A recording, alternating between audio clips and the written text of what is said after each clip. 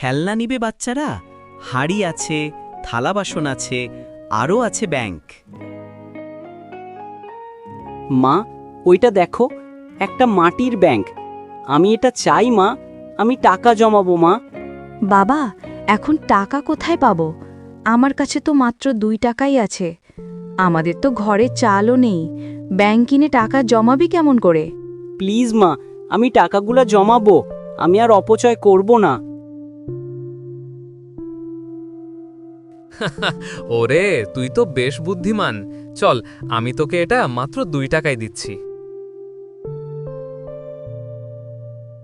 কিন্তু এর দাম তো 10 টাকা। আছে, কিন্তু ছেলেটার চোখে আমি স্বপ্ন দেখছি। সেই স্বপ্নের দাম কম নয়, কিন্তু আমি দিচ্ছি। ধন্যবাদ চাচা, আমি এই ব্যাংকে অনেক টাকা জমাবো। ঠিক আছে, তবে মনে রাখিস, পরে দেখা হলে বাকি টাকা ফেরত দিতে হবে। মাটির ব্যাংকটা হাতে নিয়ে বিলু খুশিতে লাফিয়ে চলল বাড়ির পথে।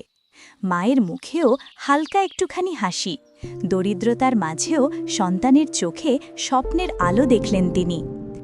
দেখো মা, আমি একদিন এই ব্যাংক ভর্তি করব। আমাদের ঘরেও আলো আসবে।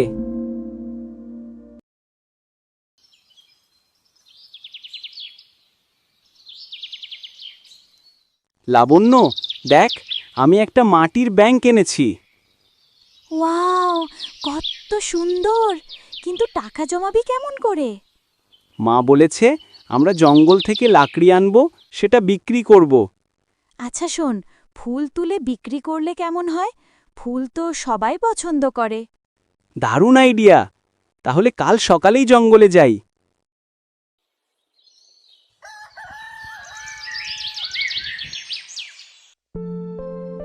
তোমরা বেশি দূরে যেও না, আর সন্ধ্যার আগে ফিরে আসবে। এভাবেই 2 ভাই বোনের জীবনে স্বপ্ন বুনে যায় এক টুকরো মাটির ব্যাংক।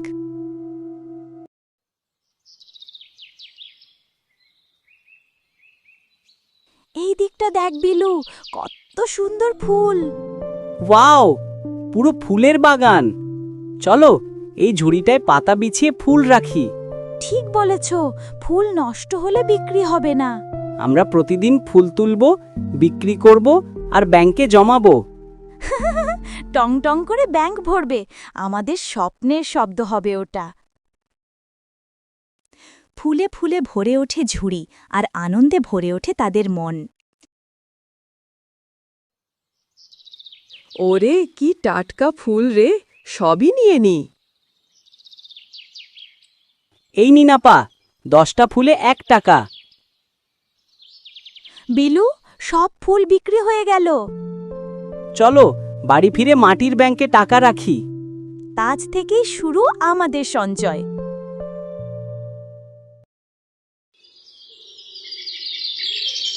দিন যায়, সপ্তাহ যায়, আর ব্যাংকের ভেতর জমে ছোট ছোট টাকার টুংটাং শব্দ। আমাদের সব ফসল নষ্ট হয়ে গেছে। কলার গাছেও পাতাগুলি শুকিয়ে গেছে। আর আজ সকালে গাভীটা সাপে কামড়েছে। এখন ঘরে কিছুই নেই। মা, আমরা কি খাবো? আজ পান্তা ভাত খেয়ে নাও, চালও শেষ প্রায়।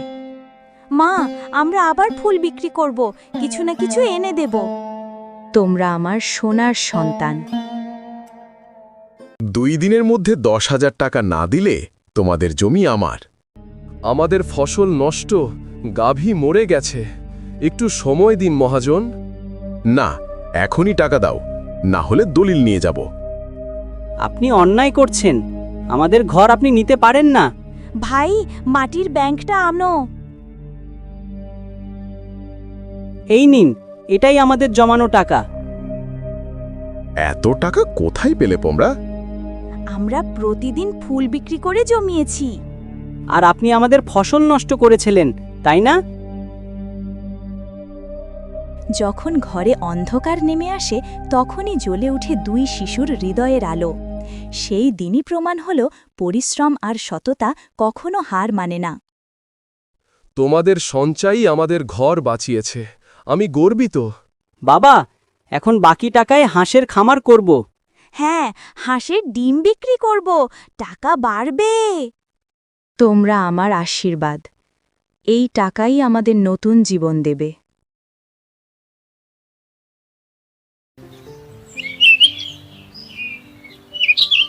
তারা হাঁসের খামার শুরু করল। কিছুদিনের মধ্যেই ডিম বিক্রি করে সংসারে ফিরল হাসি। লাবণ্য, চলো নতুন একটা মাটির ব্যাংক কিনি। হ্যাঁ, এবার আমাদের নতুন বাড়ি স্বপ্নের জন্য।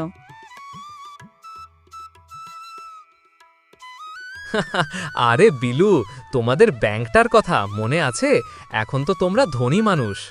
চাচা, আপনার দেওয়া সেই ব্যাংকই আমাদের ভাগ্য বদলেছে। এই নিন 50 টাকা, কৃতজ্ঞতার চিহ্ন হিসেবে। তোমরা পরিশ্রমের প্রতীক, সোনার সন্তান। আল্লাহ তোমাদের সুখী রাখুন। একটা মাটির ব্যাংক বদলে দিল এক পরিবারের ভাগ্য। প্রমাণ করে দিল সঞ্চয়, পরিশ্রম আর বিশ্বাস থাকলে কোনো দুঃখ স্থায়ী নয়। শিক্ষা: যে পরিশ্রম করে ও সঞ্চয় করতে জানে সে কোনোদিন অভাবে পড়ে না।